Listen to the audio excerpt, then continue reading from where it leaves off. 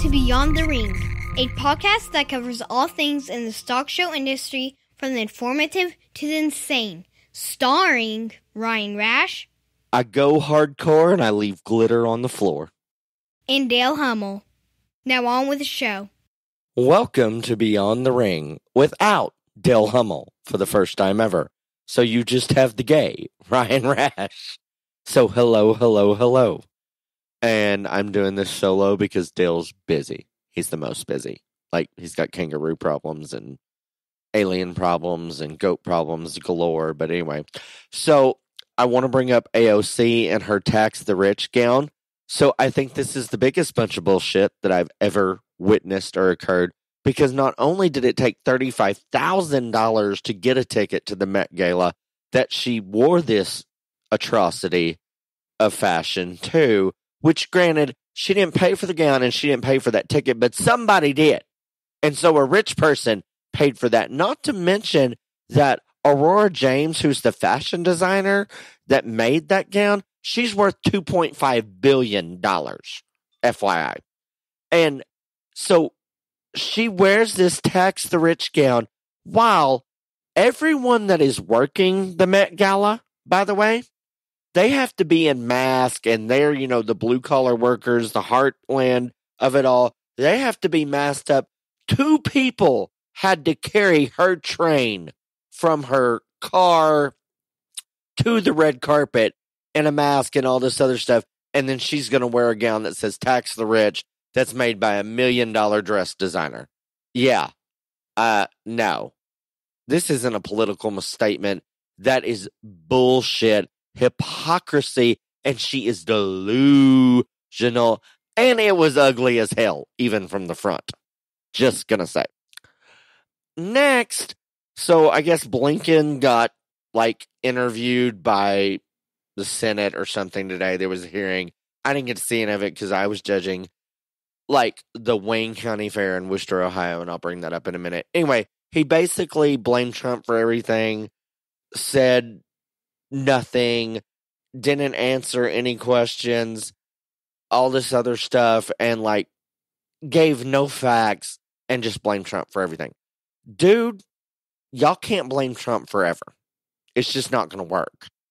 I mean, literally, it's not going to work. This whole theory of blaming one person who has not been in office for 9 months now, that's not going to hold water. Even with your base, I know the Democrats have some rational thinkers amongst them, and there's going to be a lot of them they probably need to get a different scenario, a different way of thinking, or a different spin story. The California recall is today. I'm going to be honest, I don't think Newsom's going to get recalled. I hope he does, because he's Nancy Pelosi's nephew and just a giant piece of shit that's done nothing but tear California down, make it homeless overload and COVID restricted to the max, and done nothing for the economy, jobs, or the people of California. But I bet he stays in office. I hope that it's close. And if it's close in terms of the percentage, because 51% or 50.01% would have to vote for him to be recalled. If that percentage is close on terms of recall, not recall, then that's a moral victory for the rational thinking people in California and voters, that a close to a majority of the people that turned out to the polls know that California is trending in the wrong way. And so that is my hope and dreams for that deal. If he does get recalled, Biden and the Democrats, y'all can all just pack it up and go home. Because if you lose the governorship in California, imagine what's going to happen to y'all in the midterms. Y'all are dust, dirt in the graveyard. Literally, y'all are as dead as the people that voted in mass for Biden to win the presidency. That's all I'm going to say about it. But again, I hope for a moral victory. The recall stays close in California, but I do not expect him to be recalled. And I will say he is good looking, and that helps him. want to give a huge shout out to the Wayne County Junior Livestock Show Fair in Wooster, Ohio. I judged the sheep show there, and I judged the pig show there today. And I want you to know, not only was this fair huge in terms of numbers, this fair in all things make a lot of state fairs look small, from livestock numbers to people that come through the gates to the carnivals, the exhibits, all this stuff. I was thoroughly impressed. They have a state-of-the-art facility and ring where I got to judge the sheep and the pig show the past 2 days. But way more important than that, the kids were amazing. The quality of the stock was amazing. But that happens a lot. What doesn't happen a lot at county fairs is this, and I want to point this out. Those two shows, ran by two separate committees, were ran as effectively, efficiently, and by the textbook as well as they could be. And again, two committees that don't communicate with each other, but they all knew how to make it happen so well. They talked to me. They said, what do you need? What do we need to do? And we all worked as a team to make that the best experience for the exhibitors, for the crowd, for the parents, for everyone that was involved. We went through 430 head of hogs in 5 hours today. And yes, I know that I'm fast and efficient, but if I don't have an amazing support crew behind me, in terms of the people getting them to the ring, getting them in the pens and out of the pens, people announcing, making sure that everybody's up there, that wouldn't ever happen. This deal was just absolutely one of the best county fair experiences that I have ever had, and I just want to give a huge shout out to all involved with Wayne County and Wooster, Ohio, and I'm looking forward to coming back there next year if they'll have me. I think they're going to. They gave me dates. It's not official. I don't have it in writing, but boy, I hope I get to go back. And the quality of the hog show, that was the best hog show on a county fair level that I've ever sorted. Two funny stories about that show. So when I did the sheep last night, we had age divisions in showmanship, and like every age gets a division. But the last division was 8, 9, and 10-year-olds, I think, first year showman. 8, 9, and 10 first year showman. I think that's what they called it. This young man comes in who is just an absolute rock star showman. He's naturally gifted, and he wins that division. And I had told him, and when I talked to him in class, I said, that kid had me at hello. So I used that boy to be the grand overall showman of everybody. He beats the 18-year-olds all the way down, all this stuff. He had an amazing sheep as well that ended up being the grand champion sheep of the county fair. So first year out, he wins sheep show and supreme champion showman. Somebody commented, and I said in my reasons, I said, I may not do anything else right in the next 2 days, but this little boy's going to remember me forever as his favorite county fair judge, because his first county fair, he wins showmanship and the sheep show. Somebody commented on my Facebook about it, and I said, there is no one that will believe that ever hears this story that I had never laid eyes on that kid before in my life before last night, but that is the truth. So enter the hog show today.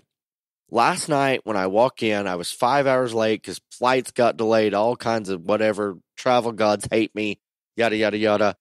I walk into the dairy show ring, and this lady's sitting there. She says, young man, I think you're in the wrong spot, but I know where you need to go. Do you want to follow me to where you're supposed to be? I said, absolutely, I do.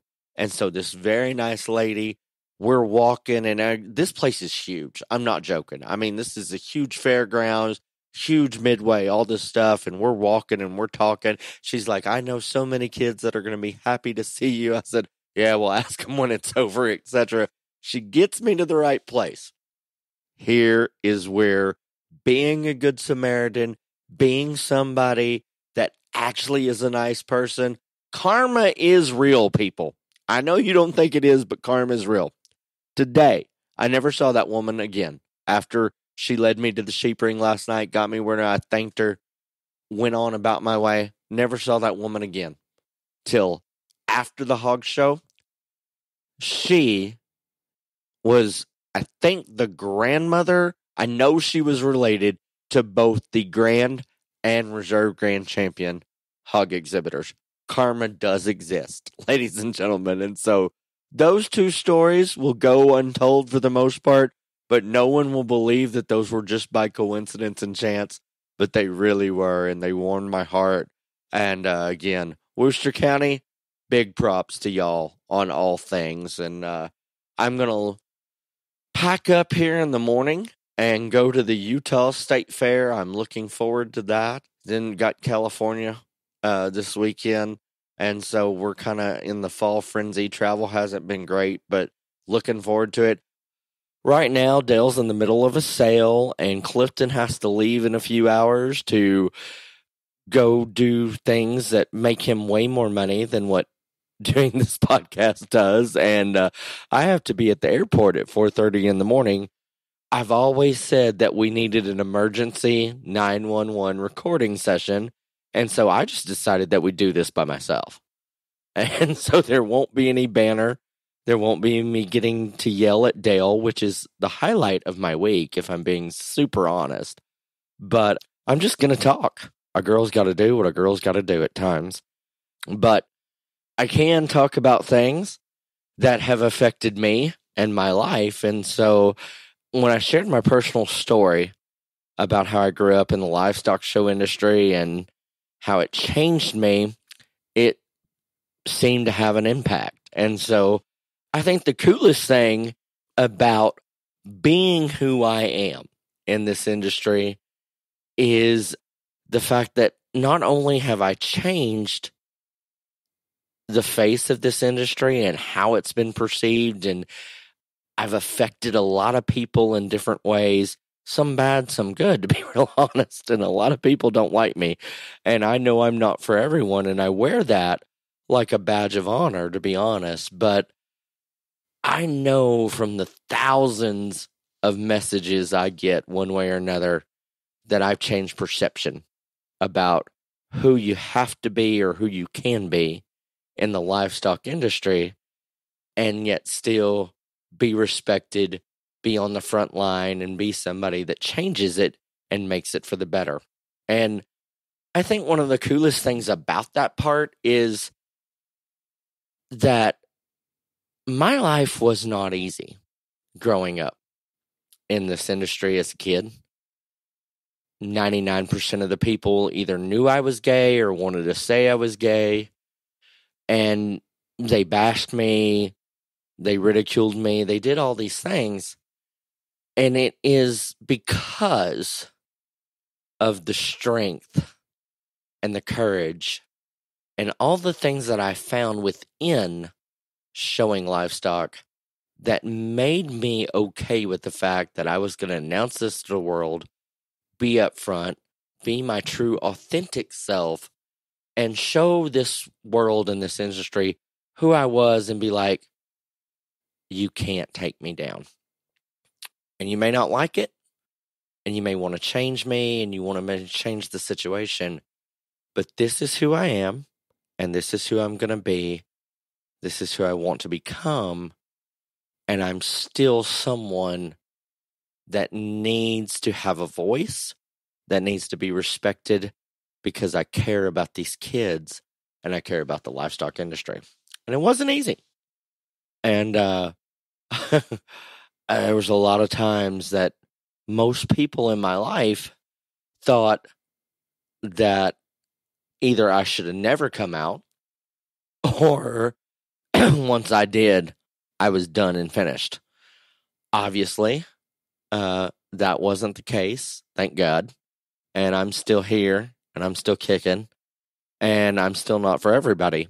But I get to reach a lot of kids and a lot of people, and I think it's the most interesting, the number of adults that contact me and say how I've changed their opinion about things. And I want all of y'all to know, first and foremost, that I don't think that I should get to judge any show of any kind or any level because I'm gay. I don't think that any woman should get to judge a show because she's a woman, or any color, any person that's of a different color than other than the straight, white, heterosexual people that judge 90% of the stock shows should get to judge one because of that. I think all stock show sorters should be selected on their talent, their ability, their knowledge, and how they interact and work with the young people. On the same token, I don't think a woman, a person of color, or me as a homosexual should be denied that ability because of those factors. And so that's a real fine line that you have to walk. And so why I support individualism and I want everybody to own their true selves, I don't think whether you are an individual, a person of color, a homosexual, a woman, that should be a criteria or an advantage for you to get to sort more shows, but I don't think it should be a disadvantage. And I think all sorters should just be based on their ability to sort the livestock effectively, do it unpolitically without bias, to be accurate in terms of their reasons, because it's just an opinion, and also on how well they work with the kids and the youth. And so again, I don't ever want to judge a show because I'm gay, but I don't want to be told I can't judge a show because I'm gay, and it still happens even to this day. Actually, the county fair that I was at this week, I didn't get to sort the cattle show because of the fact that there were several members on the cattle committee that didn't like the fact I was gay. And to be honest with you, we started up an association, the Beyond the Ring Junior Livestock Association. One of our big sponsors told me personally that while they think this is a great thing and they think I'm a good person and they think that I do great things in the livestock industry, that they were unsure if they wanted their young kids to show to me because they didn't want their kids to ask them the question, Daddy, why does the judge wear nail polish or makeup or all of the things? And I was really taken aback by that. I wasn't offended, but I'm taken aback by it. Because this is 2021. And I don't care what you do, what your sport, what your hobby, or anything is. But your kids, regardless if they see me in a show ring, are going to see someone like me that has similar views as me, is out there as me. So you hiding them or not wanting to expose them to someone like me in a show ring isn't going to work because they're going to see it on TV, the internet, their phone, etc. And so I think that point that person made is completely invalid.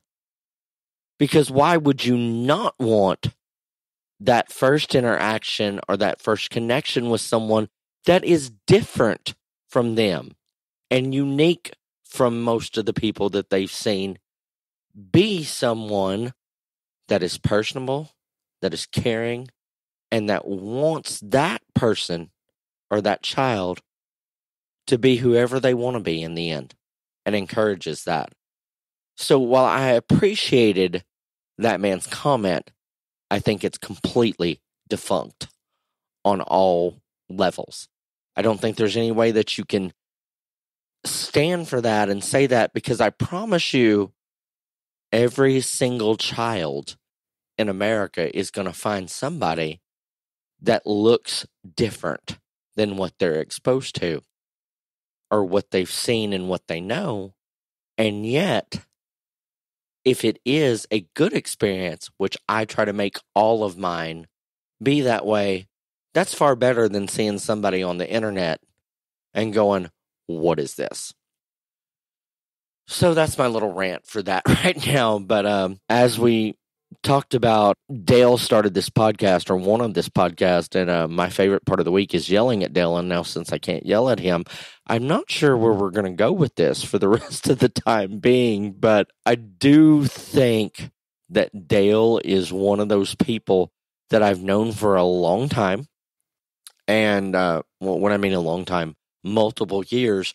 Not well. I've got to know him much better in the last couple of years, especially before the podcast and then after we've done it.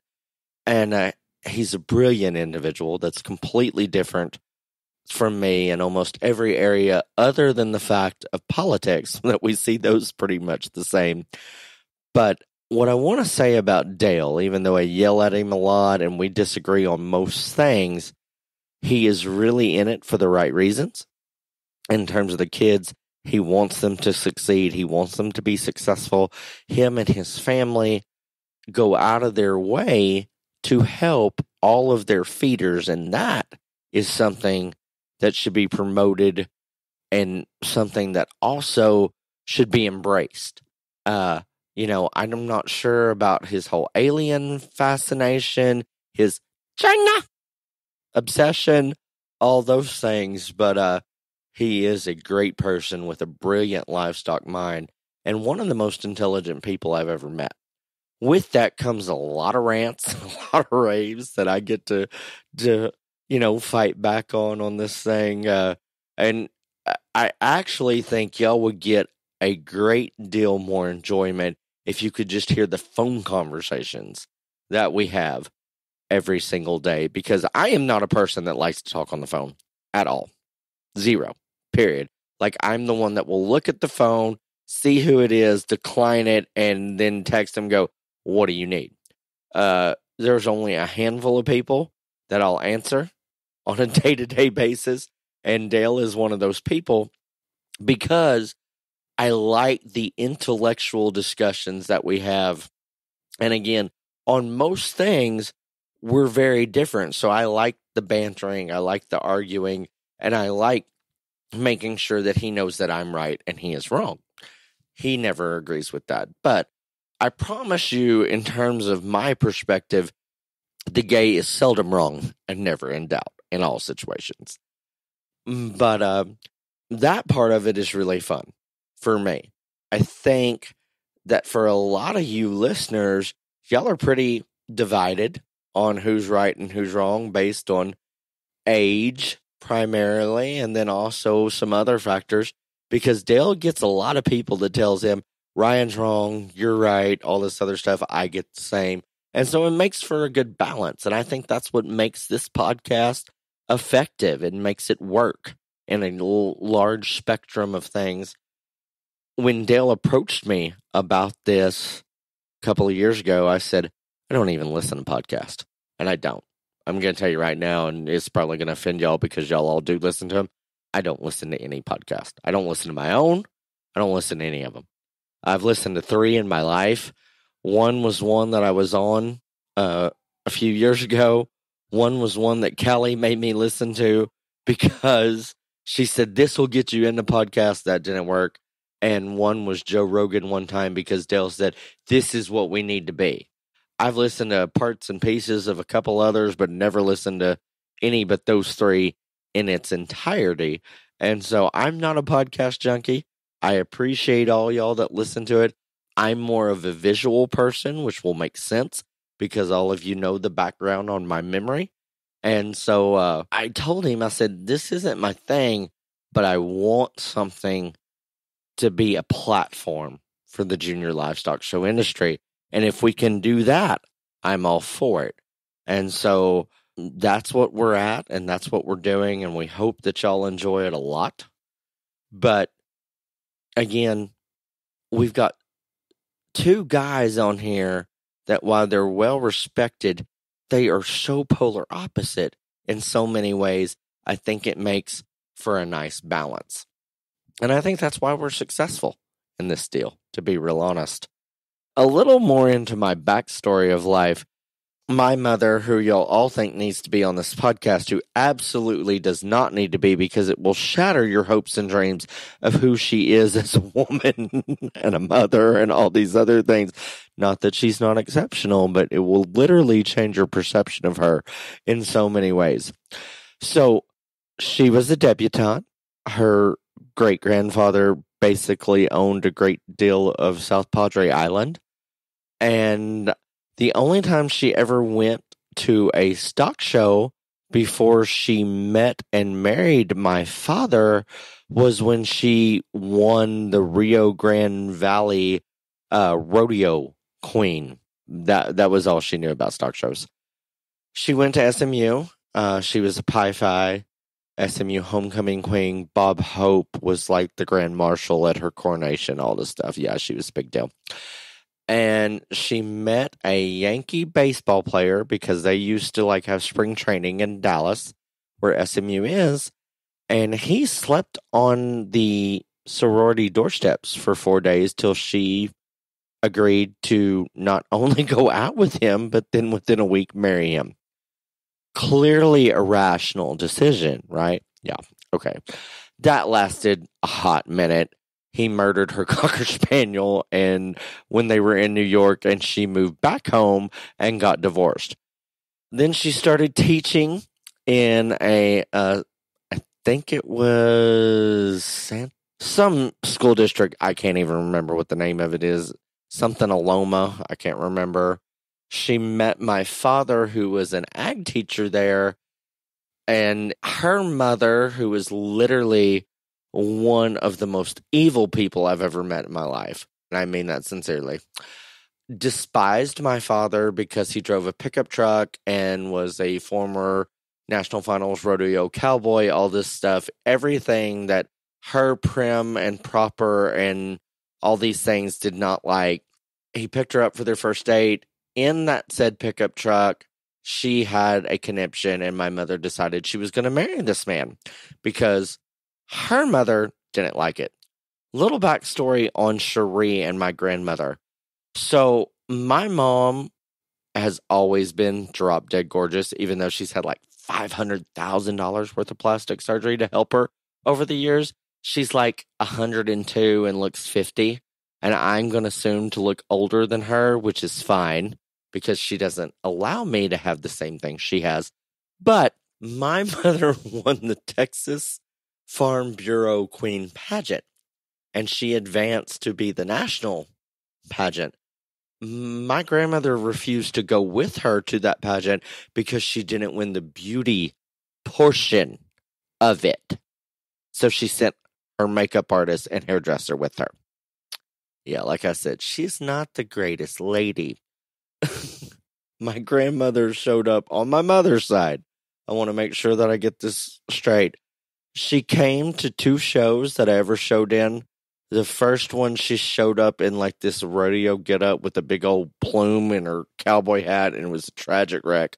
It was in Huntsville, Texas. She came to Houston one time. My brother stole my steer, was showing it, won the AOBs. I was highly pissed off and upset. Bad story. And she told my mother to get a handle on me because I was out of control. So clearly, we didn't have a whole lot of warm fuzzies. She also told me several times when she looked after me that I was wasting my life at livestock shows and I needed to read more books. The year that I won the Houston Livestock Show, she lived 22 minutes from the floor of the Astrodome where I got selected the Grand Champion steer.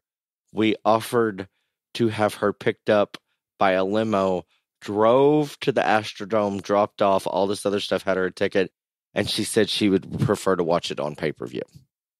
So yeah, the guy's not a big fan of his grandmother. May she rest in peace. But anyway, my mom married my father, who was an ag teacher in Texas City, Texas. I grew up watching this whole livestock show thing. They started the TJLA, which was the first junior livestock show association ever of any state. It grew into being the biggest of any state ever and has been that way for quite some time.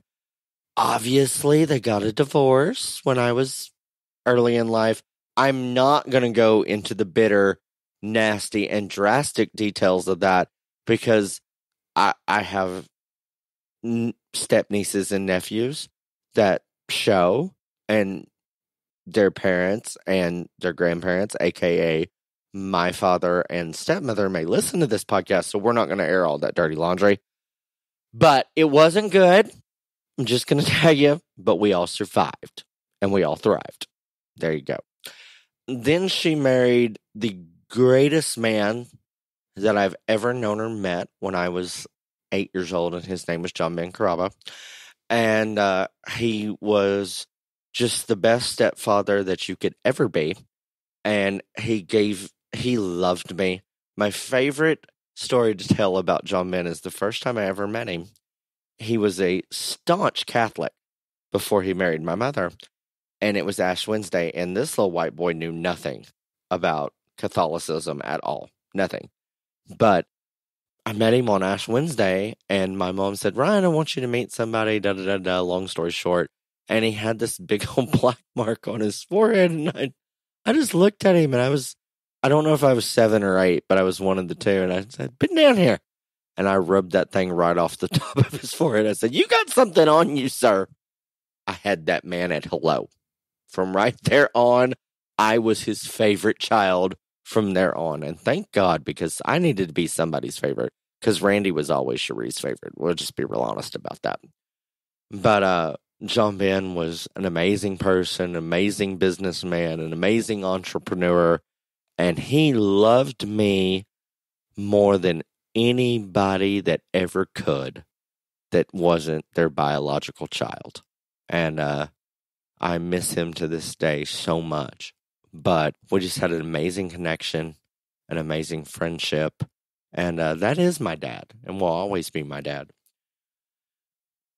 So, we've talked about my show career before. We don't have to talk about that. We've talked about my college life, which was the best ever, other than we didn't have Snapchat. If we would have had Snapchat, I would probably be in jail a lot. But it's okay.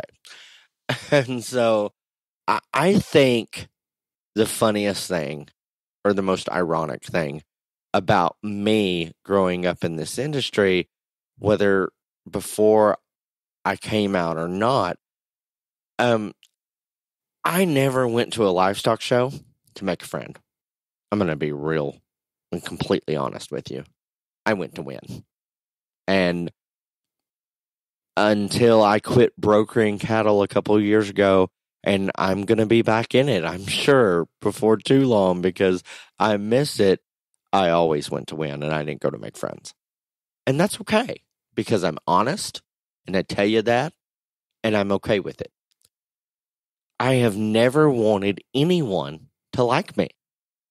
I have wanted people to respect me for my knowledge, for my work ethic, for all the things that have made me who I am, but I've never cared if anybody liked me.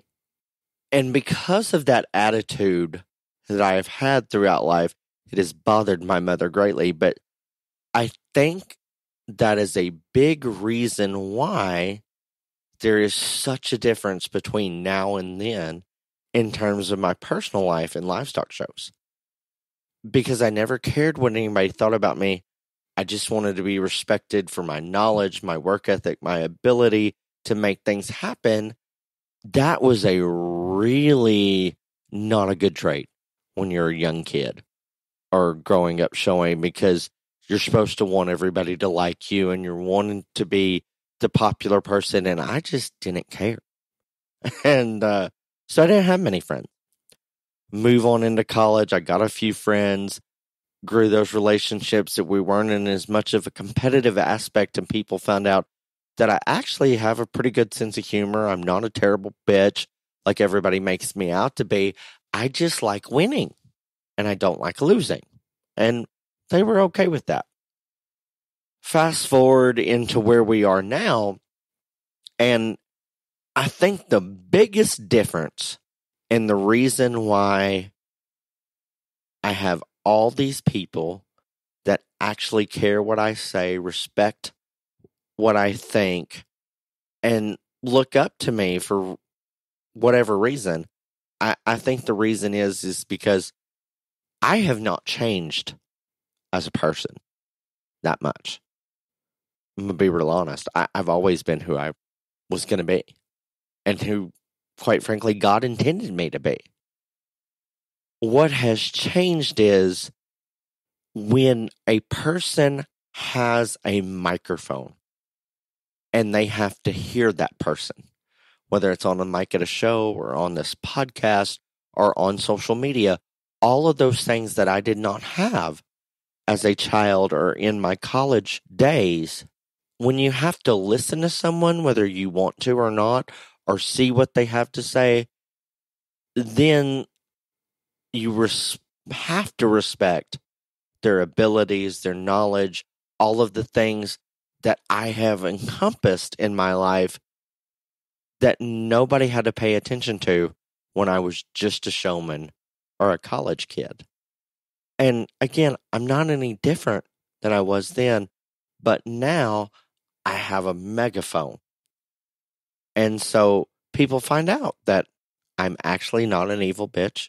I'm kind of funny at times, and that the livestock industry is my passion and what I care about, and the reason that I get up in the morning, what I think about all the time, and how to advance this industry and the kids in it. That's what I want to do, and that's what I care about. And so because they have to hear those things or see those things on social media, they're much more tolerant, accepting, and receptive of who I am and what I've become. And the cool thing is I know it, and I get it, and I understand it. And I get I'm not for everyone, and never will be. And I hope to God that stays the same. Because if everybody loves you and everybody worships you, then you're not doing enough things to change the world. Because change is inevitable, and the people that enact change rattle cages, rattle minds, and don't take the easy road. And those are the people, whether you appreciate or respect how they're trying to change things, you're going to listen to them because they make you. And they make you listen, and they make you hear. And again, you don't have to agree with them, and that's fine. And that kind of goes into the whole sorting thing. People ask me all the time, so when'd you stop looking at the animals and just start like talking to the audience? I've done that every single time in my life that I ever sorted, from 18 to wherever we are now. We're not going to discuss what age I am now because it is rude to ask a lady's age. I'm just telling you. But that's how I've always done it. And you would think in the last 5 years that this was something that I, started doing and changed the world and the epiphany and all this. But no, I've done that my whole time. If I looked at the animals when I was sorting them, I'd probably sound like Elmer Fudd. But from my friends to my enemies to just people that are social media friends and fans and all this stuff, I get asked a lot, why do you think you get to judge so many shows? And Dale would die if he was on here and I said these things. And again, who knows if this will ever get released, but there's a couple of reasons why. I give 0 Fs of what anyone thinks about me. And that's baked in the cake. Been that way my whole life. I think you need a little bit of that to be a great sorter. Probably not as much as what I have, but you got to have a little bit of that in you to be a great sorter. Because if you were out there in the ring under the big bright lights and you're there to make or win friends or keep friends, you're in it for the wrong reasons. If you really care what all of those people on the sidelines think about your ability, or if you're right, you're never going to win in life in terms of being a stock show sorter. So I don't care what anybody thinks on the outside of the ring. I care immensely about what every single kid that hits the gate thinks about the experience they have when I am the judge or sorter. I want them to know, and if it's nothing more than a how are you, I like that shirt, cool boots, good earrings, whatever I say to every single kid, I want them to know that they are seen, they are valued, and they are worthy. Because I'll be real honest, as simple as that seems, it doesn't happen all the time. And I think that is another reason why I get to do this as much as I do, because I can't tell you the thousands of interactions that I have, whether it's social media, text, in person. And it's not just, it's way more kids than parents. They're like, the kids will say, you talked to me like I was a real person. It just fathoms me because every single kid that comes in that ring is a real person. How can they think that they're not? Or why is it that they feel that most times when they're in a show ring, they're not received or accepted as a real person? And so that blows my mind. And I'll never understand that. And maybe I'm just a big kid at heart, and maybe that's why I connect more with them. I don't know. But I know that that is who I care about. If they have a good experience, whether they're first or last, I want them to understand that I saw them, I know they were there, and I appreciated them coming to a show that I judged. As far as the people on the outside of the ring, judging is simply an opinion, and we all have a different opinion. And if we all had the same opinion, there'd be one show a year, and there wouldn't be a lot of fun in that. And when I'm out there and I have the mic, it does not make my opinion right or wrong that day. It makes it official, and that's it. So I never tried to, even when I was 18 years old, I've never tried to make people or convince people that I'm right when I was sorting a show, because you're never going to be able to do that. And if that's your persona or how you go about it, you're fighting an uphill battle. Because every single person that goes to a show to win thinks they have the best one. And they should, because they bought that animal, they bred that animal, they put that animal on feed, they've tended that one. And if they don't believe in that animal, they shouldn't be there. So you're not going to change their mind that they have the best one. What you can do is offer your opinion. And as long as it is honest, unbiased, and accurate, they will be receptive to it. They still may not be happy if they're third or fourth or didn't win the show. But if you say the right things about their animal and why that one stood where it did, they will be receptive. And that's all any sorter can ask. And be good to their kids. And that is what I try to do every single time. So when I get asked the question on why do I get to sort as many shows as I do, I think a little bit of it is that I don't care what people think on the outside of the ring. I care immensely about what the kids think on the inside of the ring. There is absolutely zero political bullshit at all. I sort them as I would put them in a trailer and take them home, because I like to win these shows as much as I like to judge them. And I've never tried to convince anybody that I'm right. And that is how I see that part of it. I also think that the reason that I get to sort so many shows is a lot because of all you people out there listening. Don't have anything to do with me. I am me. I have been me my whole life.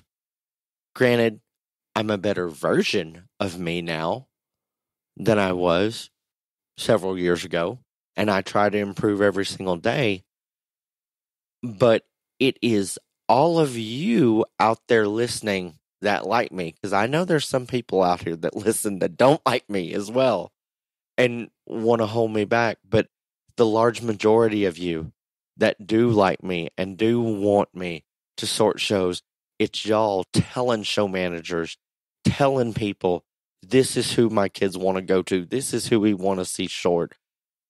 That is what opens the doors for me on a large scale of opportunities that I never get.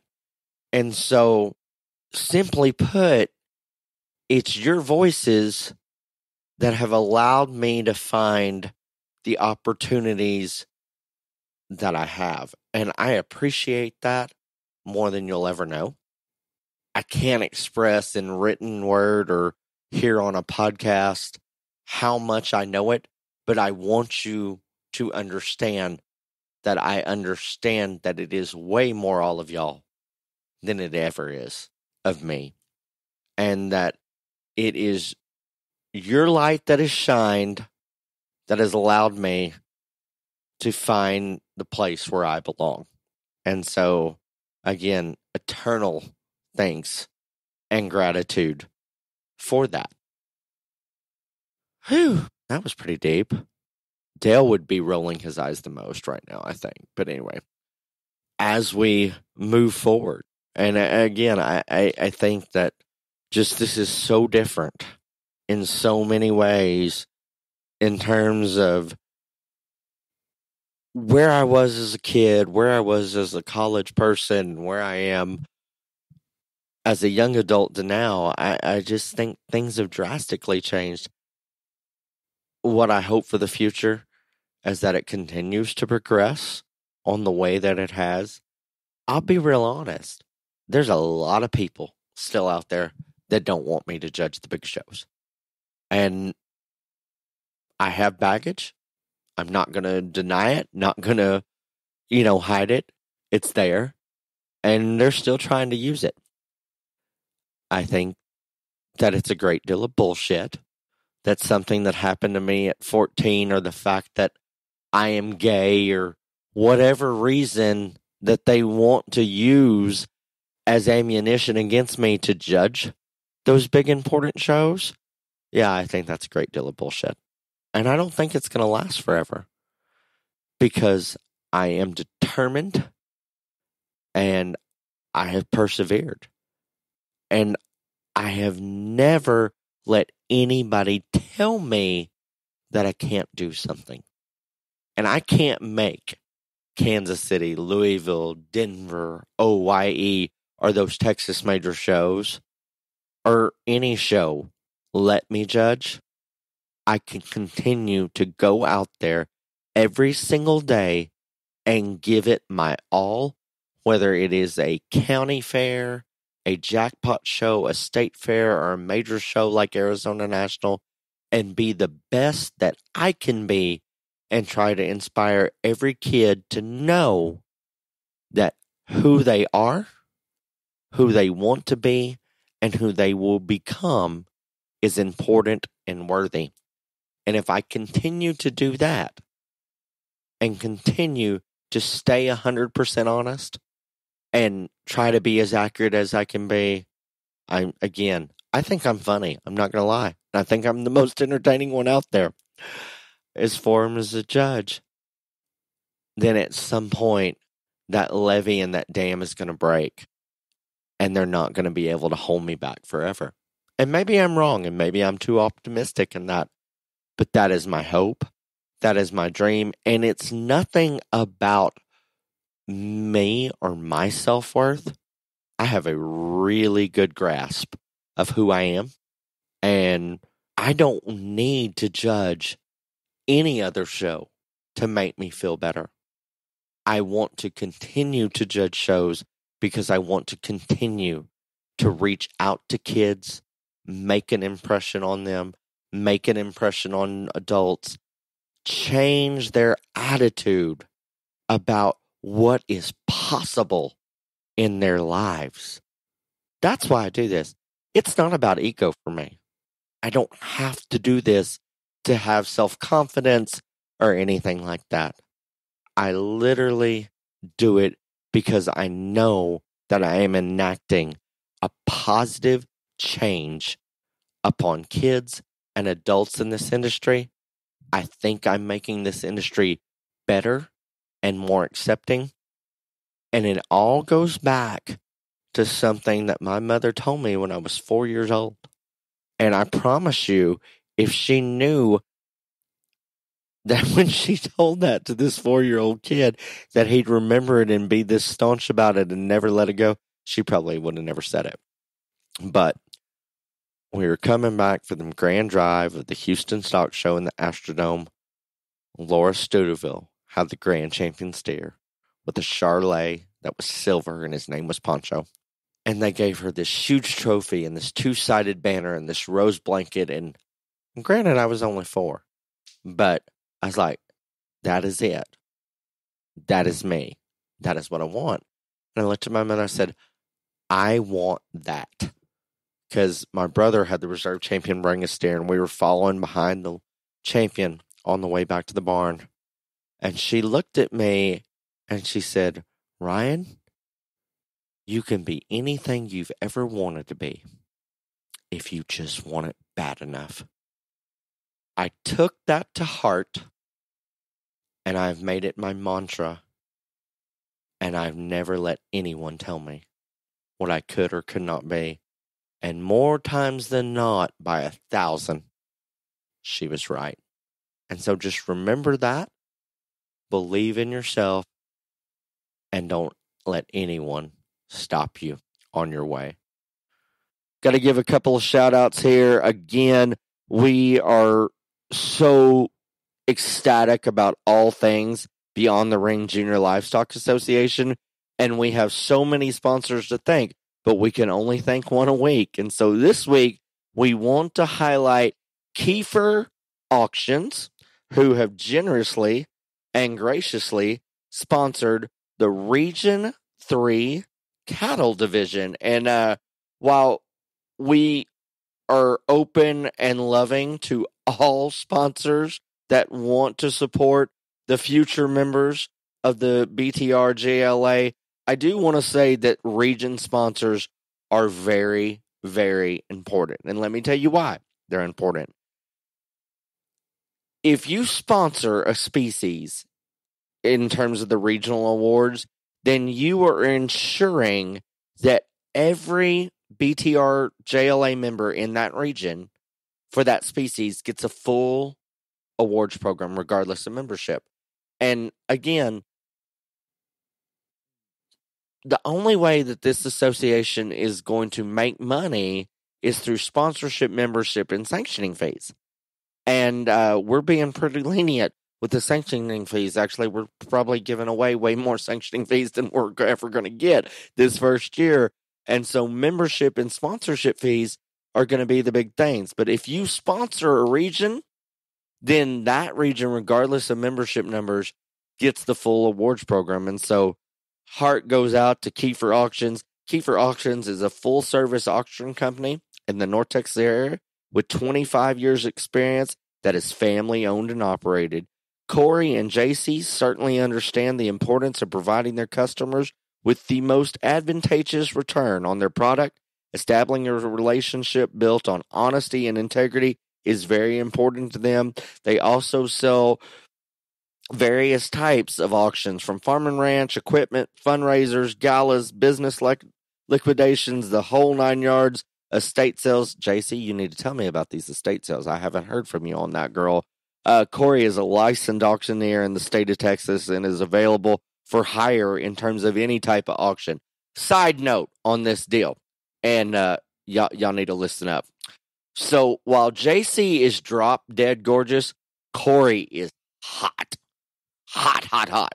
So no matter what you go for, this is a win-win in terms of Kiefer Auctions. And so please support them, and we thank them greatly for their generous sponsorship of the BTR JLA. Big shout out to Boxel Manufacturing. These guys are in it for the right reasons. Not only are they sponsoring this podcast and being a weekly sponsors of the podcast, they have gone above and beyond. Get it? Above and beyond. Beyond the Ring. Okay, y'all don't think I'm funny, but anyway.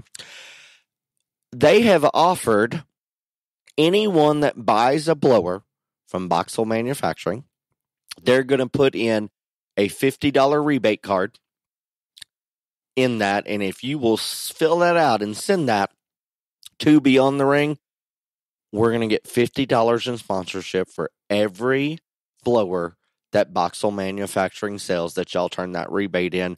So they're going to be a corporate sponsor. And we just cannot thank them for their generosity and their support. Again, these guys and gals at this deal, they're in it for the right reasons. And they've been around here forever. They may not have been a big name back 3 generations ago, but they were making those boxes and they were doing the right things. And now they've done it, gone out on their own. And we cannot say support them enough. And again, I think they've got just the greatest. I don't like to admit the fact that they may have better social media than I do personally, but it's pretty damn good, kids. But the fact that they become a corporate sponsor and going to give us a $50 rebate for every blower that they sell, that's just heartwarming and really, really special. So thank you again to Boxel Manufacturing, Kiefer Auctions. Those are the 2 sponsors that we're highlighting this week on this podcast. I don't have Dale's question and answers. And so all I can go with is that questions and answers that get asked me a lot of times. The first one that I get asked almost every show I go to is, where do I get my shirts or where do I get my blazers? The blazers, I'm not lying. I'm not making this up. I do not have a go-to designer website store in terms of the blazers. I spend a vast majority of my time in a car or on a plane, and online shopping is my friend. And so I just literally Google wild blazers, pattern blazers, pink blazers, purple blazers, etc. And that's how I find the most of my blazers. 95% of the shirts that I wear are Robert Graham. When you go to robertgraham.us.com and see what they cost, you're probably going to flip out. And trust me, my stepfather, Daddy James, flips out every single time that he sees one. And so I understand it. But that's 95% of my shirt collection. And I do support them the most. And I need to buy stock in that company. Another question that I get asked a lot of time, and Dale would literally never allow this to happen if he was here, is, can I give a makeup tutorial or makeup tips and stuff like that? And I'm not going to do a lot of that here because I know that the large majority of the audience are straight heterosexual males and they don't care how I put on my makeup, to be real honest. And I don't blame them for that. But I'm going to give you 3 little tips right here, ladies. First and foremost, before you put on any, after you put on your primer, whatever primer you use, I use Smashbox primer, put on setting powder, translucent setting powder after that. I know they say to only put it on after you put on your makeup. They're lying. Put it on after you put your primer. I promise it will help keep it on there all day long. Use an eyeshadow primer. I use Urban Decay. It's great. That's why my eyeshadow stays on throughout the sweat, the tears, all that stuff. You got to use a separate eyeshadow primer. And third, and most importantly, Urban Decay setting spray, all night setting spray. It is a gift from God. And I hear a lot of girls say, I use that, but it doesn't work. Then you're not using it effectively. And let me tell you how you use it effectively. When you have sprayed so much after all your makeup's on, you sprayed so much Urban Decay all night setting spray that you think that your face is so wet that the makeup is going to start to run, that's when you stop. And those are my 3 makeup tips that you'll never get to hear, probably ever, but there you go. And then I guess final question and answer that I get a lot is somebody asks me, do I have a travel agent, a secretary? I wish I had a secretary, but I don't have a secretary or a secretary, to be real honest. Neither. No. I do all this by my lonesome. It's just me. And so, granted, I try to make my travel plans as efficient as possible, but I don't know if I trust anybody to make my travel plans anyway, as complicated as they are. So, that's my 3 terrible question and answers. Again, don't know if y'all hear this, but this was just kind of real talk with the gay. I'm not sure if this will ever be listened to, heard, etc. But in case of a really dire situation, because Dale doesn't even know I'm recording this, and again, Dale, if this ever gets out, this was my idea, not Klifton, so don't be mad at him, because I was bored and needed something to do. And if this gets out on the airwaves, I hope you enjoyed it. If not, I understand. You can send me hate mail because people do every single week. But until your next week and the regularly scheduled programming at the same bat time, bat channel, bat place of the Beyond the Ring podcast, Dale would say y'all stay safe, and I will say y'all come back now, you hear?